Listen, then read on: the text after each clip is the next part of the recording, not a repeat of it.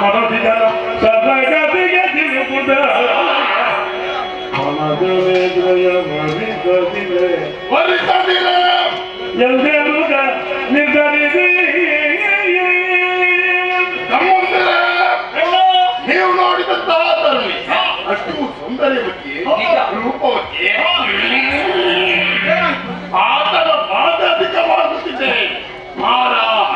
ಆತನ ಕೈಯಲ್ಲಿರುವಂತಹ ಪಂಚಶರಗಳನ್ನು ಒಮ್ಮಿಂದೊಮ್ಮೆಲೆ ನನ್ನ ಮೇಲೆ ಪ್ರಯೋಗಿಸಿ ಬಿಟ್ಟಿದ್ದಾನೆ. ಈ ಸಂದರ್ಭದಲ್ಲಿ ಆಕೆಯನ್ನು ನಾನು ಭರಿಸಲೇಬೇಕು. ನೀವು ಹೋಗುವುದು ಬೇಡ, ಬೇಕಾದಲ್ಲಿ ಕಲಿಸಿಕೊಂಡೆನು.